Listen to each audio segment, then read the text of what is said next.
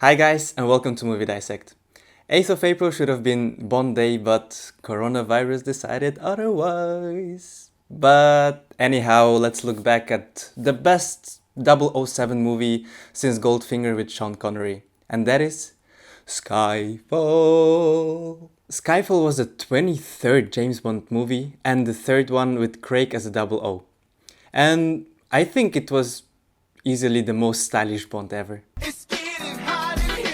Finally, we got to see a Bond movie that was not only beautifully directed, but also exciting, original, creative, and funny. So, what's so special about Skyfall? Around the change of the millennium, the Bond producers knew that they had to do something more to bind the public of the Bond films. And The Lord of the Rings and the Dark Knight films showed the way. And that way was to create more coherent films. You know, those loose 007 episodes were no longer possible.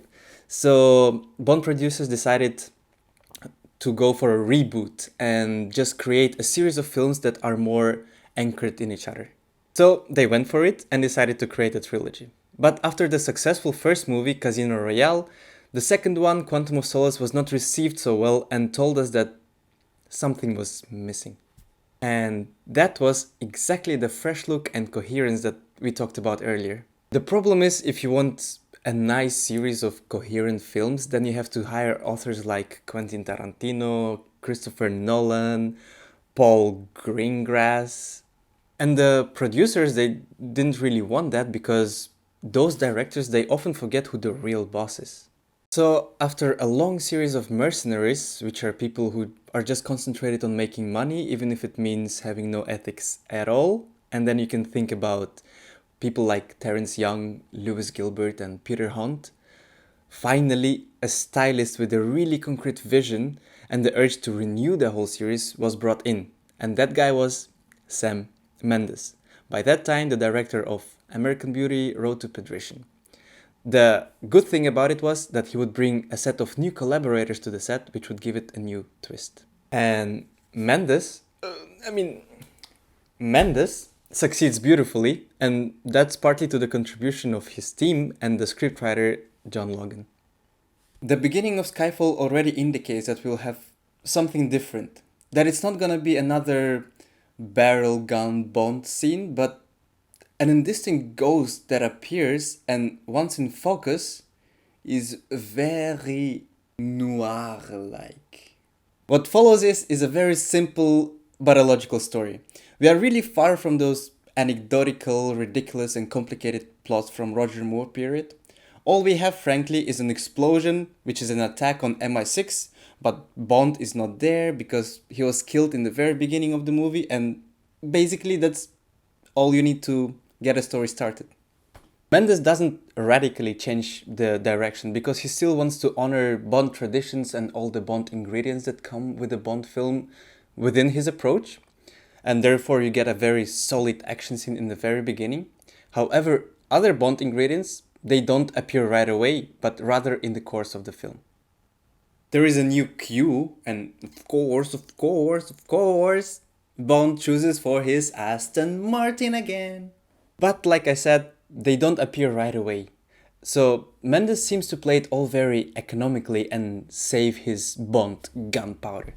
For example, only halfway through the movie, the energy doubles when our villain Silva appears in a Kammerspiel. By the way, Kammerspiel is a German film that cinematically portrays the low social class. So our villain is interpreted with fire by Javier Bardem. And he kind of turns his monstrous character into a Hannibal Lecter version of Julian Assange. And if you look very closely, you can see a lot of resemblances. Bardem combines the sincerity of a deeply hurt intellectual and the sadism of a psychopathic adolescent. And at those moments you start wondering, am I still in a Bond film?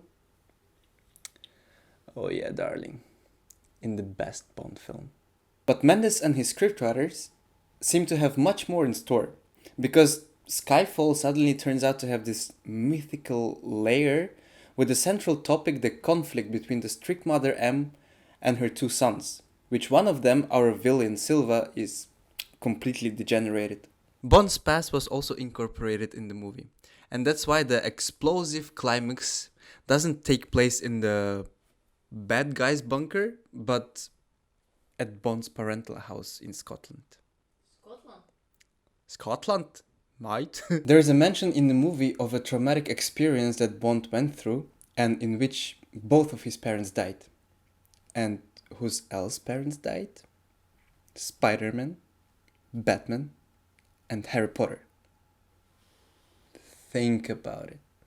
Mendes doesn't elaborate on the trauma, but you don't have to doubt that it will play a role in the upcoming Bond films, or maybe even in No Time to Die, because such a personal secret is a very good and efficient basis to keep all the films that started with Casino Royale together.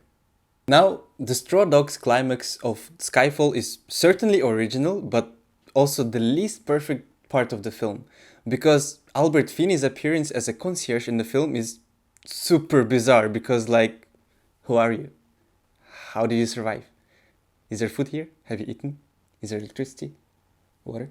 And maybe all of that is because the original role was meant for Sean Connery. Most of the time you came out of the cinema with a thought. Oh, it's just a Bond film. But Sam Mendes showed us that it can also be a bit more. This was Movie Dissect. Thank you for watching and see you on the next one.